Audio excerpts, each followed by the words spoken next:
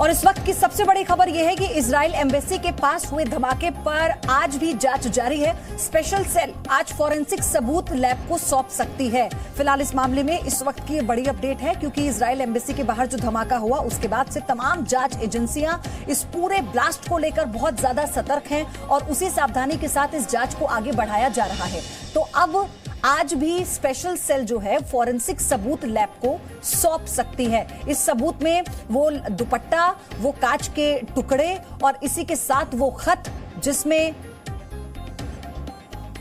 Israeli राजनयिक को संदेश दिया गया था, और वो कैब यानी वो गाड़ी जो सीसीटीवी की मदद से हाथ लगी, उसके ड्राइवर से भी पूछताछ हुई। तो अभी तक जो जानकारी है उसके मुताबिक, हालांकि खुद प्रधानमंत्री इस पूरे मामले की ब्रीफिंग ले चुके हैं और ये आज सुबह की तस्वीरें आप देख रहे हैं। जांच एजेंसियां, जो टीम है, इन्वेस्टिगेटिव टीम्स हैं, वो मौके पर हैं और लगातार हर एक पहलू की जांच की जा रही है। आप देखिए, एक तरफ कल हमने वो तस्वीरें देखी थी जब टीम्स आसपास की जो इमारतें हैं, जो भी घर बने हुए हैं, उनके सीसीटीवी फुटेज के आधार पर ये जानने की कोशिश कर रही थी कि कहीं कुछ और क्लू तो नहीं है। लेकिन आज भी ग्राउंड पर जो टीम्स हैं, जांच टीमें हैं, वो जुटी हुई हैं। ये आज की तस्वीरें हैं। प्रमोद शर्मा मेरे सहयोगी हमारे साथ जुड़ चुके हैं। प्रमोद, पहले अपडेट बताइए, लेटेस्ट जानकारी।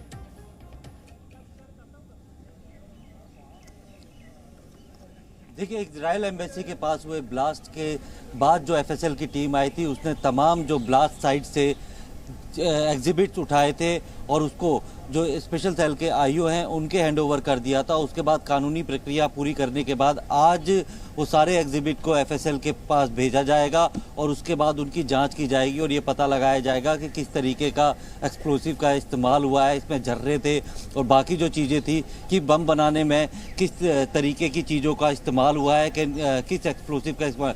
हालांकि सूत्रों के मुताबिक पहले ही ये बता दिया कि लो ग्रेड का ये एक्सप्लोसिव था, अमोनियम नाइट्रेट लग रहा है, लेकिन एफएसएल की जांच के बाद ही जो सही तस्वीर है वो सामने आ पाएगी, तो आज वो दिया जाएगा। इसके अलावा एफएसएल की ने 12 से ज़्यादा टीमें बनाई है। तमाम जो ऑफिसर्स हैं और बड़ी टीम है, उनको खास तौर पे ईरानी नागरिक हैं जो कि पिछले 1 महीने के अंदर भारत में आए हैं या फिर ब्लास्ट के बाद जो लोग बाहर गए हैं उनको वेरीफाई कर रही है। और जहाँ जहाँ पर ईरानी नागरिक सबसे ज़्यादा रहते हैं वहाँ पे उनका डाटा जो है वो एफआरआरओ से के ज़रिए लिया जा रहा है और उनकी जांच की जा रही है। और साथ में इनका लोकल मॉड्यूल क्या हो सकता है, जैसे 2012 में जिस तरीके से ब्लास्ट हुआ था और उसमें एक पत्रकार की इन्वॉल्वमेंट सामने आई थी कि उसको हायर किया गया था, उसकी स्कूटी पे रेकी की गई थी, उसी आधार पे उन लोगों को वेरीफाई करने की कोशिश कर रही है कि जो इजरायली ब्लास्ट एम्बेसी के पास जो ब्लास्ट हुआ है, इसमें जो ईरानी नागरिक अगर होंगे तो वो कौन हो सकता है, कौन कौन से एजेंट है। क्योंकि स्पेशल सेल ये मान के चल रही है ये 2 देशों के बीच की इंटेलिजेंस एजेंसी की आपस की लड़ाई है और उसमें भारत के अंदर इस ब्लास्ट को और इस पूरी इन्वेस्टिगेशन को बल तभी मिल गया जब इजराइल की एजेंसी मोसाद का इस इन्वेस्टिगेशन में शामिल होने की खबर आई। यानी अब कैसे इस पूरे मामले की जांच को आगे बढ़ाया जाएगा, उसकी गति हर रोज हम देख भी रहे हैं। प्रमोद, मैं आपसे आगे भी अपडेट लूंगी, लेकिन क्या 29 जनवरी की शाम को दिल्ली में हुए धमाके के राज एक लिफाफे में छिपे हैं? क्या इजरायली दूतावास के पास हमले का कनेक्शन ईरान से है? बीटिंग द रिट्रीट के समय दिल्ली में हुए धमाके के अब तक कई सबूत जांच एजेंसियों को मिले। एनएसजी धमाकों की जांच में जुट गई है। एनएसजी की टीम ने इजरायली दूतावास के पास से आज भी सबूत जुटाए हैं। दिल्ली में रहने वाले 2 ईरानी नागरिकों से पूछताछ हुई।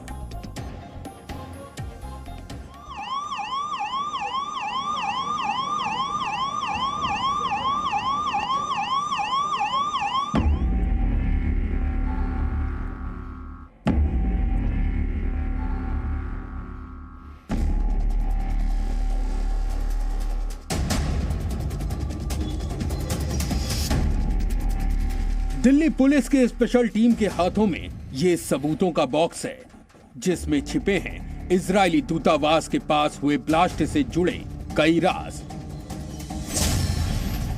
सबूत नंबर 1, जला हुआ दुपट्टा। 29 जनवरी की शाम को अब्दुल कलाम रोड पर जिंदल हाउस के पास धमाका हुआ और जांच के दौरान एजेंसियों को घटना स्थल से ये एक गुलाबी रंग का जला हुआ दुपट्टा मिला। आखिर इस जले हुए दुपट्टे का रहस्य क्या है?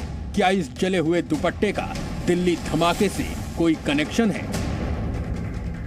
इजरायली दूतावास के पास हुए ब्लास्ट के बाद अब स्पेशल सेल ने अपनी जांच शुरू कर दी है। इस वक्त भी स्पेशल सेल के अधिकारी मौके पे मौजूद हैं और पूरे इलाके को सील करने के बाद पूरे इलाके की तलाशी ली जा रही है। एक जला हुआ दुपट्टा भी पुलिस को मिला है, उसकी भी जांच की जा रही है कि जिस तरीके से एक लो इंटेंसिटी का ये ब्लास्ट हुआ है उसमें एक हाई इंटेंसिटी का जो मैसेज छुपा हुआ है उसे डिकोड करने के लिए स्पेशल सेल की टीमें लगी हुई है। सबूत नंबर 2, मौके से बरामद कुछ छर्रे। जी न्यूज को एक्सक्लूसिव जानकारी मिली है कि हमलावरों ने बम बनाने के लिए लोकल सामानों का इस्तेमाल किया था, जिसमें इस तरह के छोटे छर्रे शामिल हैं, जिनसे धमाके के बाद घटना स्थल पर खड़ी 3 गाड़ियों के शीशे टूट गए। कुछ गाड़ियां थी, उनके शीशे टूटे। सबूत नंबर 3, 2 संदिग्ध। जांच एजेंसियों को कुछ नाम पता चले हैं। इन लोगों के बारे में पास के सीसीटीवी कैमरे से पता लगा है। बगल में ही स्थित कनाडा दूतावास के कैमरे से भी कुछ सुराग मिले हैं। दिल्ली पुलिस ने इन्हीं सुरागों के बिना पर 2 ईरानी नागरिकों से पूछताछ की है। तो क्या इन 2 ईरानी नागरिकों का दिल्ली धमाके से कोई संबंध है? इसका अभी ठीक जवाब दे पाना मुश्किल है, लेकिन जी न्यूज की टीम को यह एक्सक्लूसिव जानकारी भी मिली कि हमलावरों ने धमाके से पहले इजरायली दूतावास के आसपास रेकी की थी। पुलिस को अभी तक अपनी जांच में ये सामने आया है कि आईडी लगाने से पहले जो ब्लास्ट करने वाले हैं उन्होंने बाकायदा इस पूरे इलाके की रेकी की है। इसके अलावा अपनी जांच को और आगे बढ़ाने के लिए दिल्ली पुलिस ने अबुल कलाम इस रोड के आसपास की जितनी भी सीसीटीवी फुटेज है उसे अपने कब्जे में ले लिया है और उसे खंगाला जा रहा है। सबूत नंबर 4, एक लिफाफा। छानबीन के दौरान घटना स्थल के पास से जांच एजेंसियों को एक लिफाफा भी मिला। हम इस लिफाफे की पूरी जानकारी बस थोड़ी देर में देंगे। आप ये समझिए कि जी न्यूज पर दिल्ली धमाके का लिफाफा खुलने ही वाला है, लेकिन कहा जा रहा है कि इस लिफाफे के जरिए इजराइल को सीधे तौर पर बड़ा मैसेज देने की कोशिश की गई। जिस तरीके से ये ब्लास्ट किया गया है, एक लो इंटेंसिटी के ब्लास्ट के तौर पे एक हाई इंटेंसिटी का एक मैसेज देने की कोशिश की है कि बीटिंग द रिट्रीट के दिन वो इजराइल एम्बेसी के पास आके किसी इस तरीके का ग्रुप और इस तरीके का ब्लास्ट कर सकता है, यानी उसके जद में या उसके टारगेट पे कोई भी आ सकता है। प्रमोद, इस लिफाफे के मिलने के बाद ही एक बार फिर से यह हुआ कि अब देखने को मिलेगा मोसाद वर्सेस ईरान।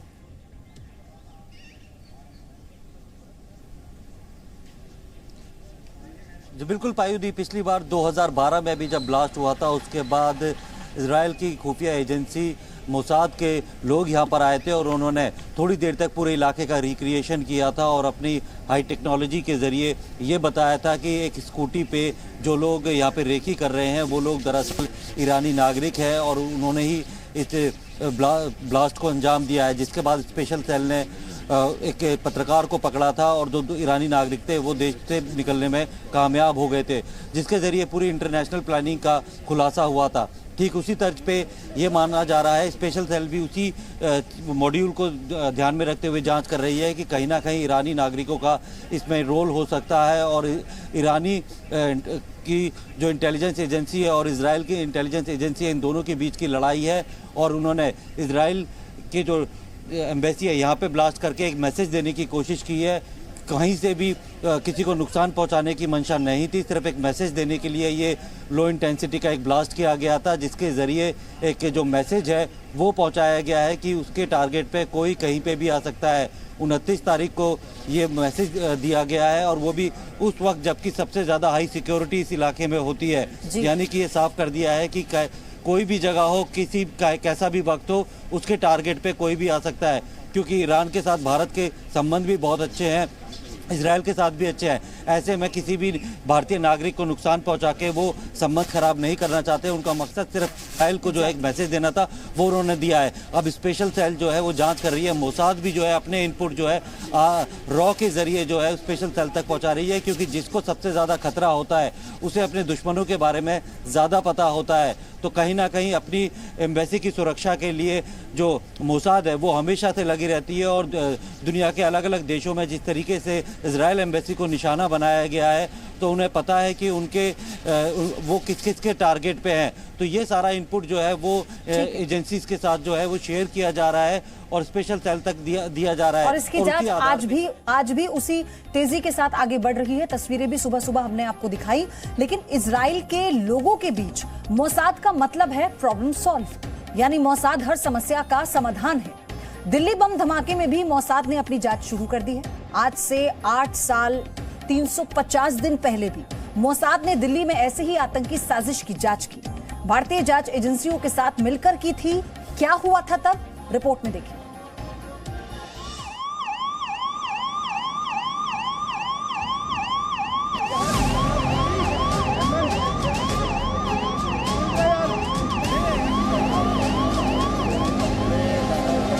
ये 2 तारीख है और 2 तस्वीरें भी। दोनों तस्वीरों में 2 बातें समान हैं।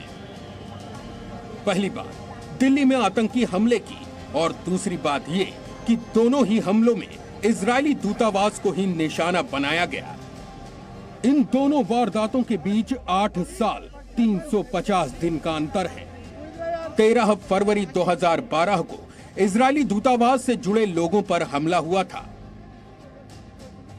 109 CD35 ये उस कार का नंबर है जिसमें बैठकर इजरायली डिप्लोमेट की पत्नी ताल येहोशुआ कोरेन अपने बच्चों को स्कूल से लेने जा रही थी। एपीजे अब्दुल कलाम रोड पर ट्रैफिक सिग्नल के पास अचानक कार में आग लग गई। येहोशुआ कोरेन की जान तो बच गई, लेकिन जांच में पता चला कि ये कोई दुर्घटना नहीं थी, बल्कि एक आतंकवादी हमला था।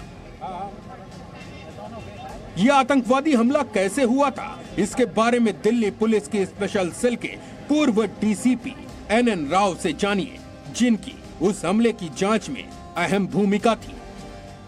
फरवरी 2012 में यहाँ पर एक स्टिकी बम जिसे कहते हैं कि गाड़ी के नीचे कोई चिपका दिया था बम, वो ब्लास्ट हुआ था। उसमें एक डिप्लोमेट वेमेन और 2 एम्बेसी के जो अधिकारी थे उनको चोट लगी थी, गाड़ी को डैमेज हो गया था। उस केस की इन्वेस्टिगेशन भी स्पेशल सेल ने की थी। उन दिनों मैं स्पेशल सेल में पोस्टिंग थी और मेरी वो उस इन्वेस्टिगेशन में मैं इसमें सहयोग किया था।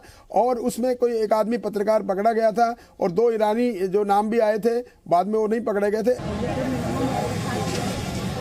2012 आतंकी हमले में जिस पत्रकार को गिरफ्तार किया गया था उसका नाम सैयद मोहम्मद अहमद काजमी था। उसने सारे आरोपों को गलत बताया, बाद में उसे जमानत पर छोड़ दिया गया। उसके खिलाफ दर्ज केस का ट्रायल होना अभी बाकी है, लेकिन जानकार 2012 आतंकी हमले और 2021 के हमले की कड़ी मिलाकर भी देख रहे हैं। उस केस को भी इस केस से जोड़ा जा सकता है और देखा जा सकता है क्या वही करने वाले ईरानी लोग तो इसमें शामिल नहीं थे। लेकिन ये मैं जरा बता दूं कि ये जो प्लांट करने वाले कोई आदमी और होंगे और इसके पीछे कॉन्स्पिरेसी करने वाली जो थ्योरी है वो कोई और आदमी होंगे, जो कॉन्स्पिरेटर्स होंगे, जो फाइनेंसर्स होंगे, जो इस बात को प्लानिंग करने वाले जिसे मैं कह सकता हूँ वो कुछ और होंगे। बहुत बड़ा रैकेट इसमें पता लगेगा। भले ये बम छोटा है लेकिन इसमें कार्रवाई करने वाले लोगों का एक बहुत बड़ा आपको इसमें मिलेगा।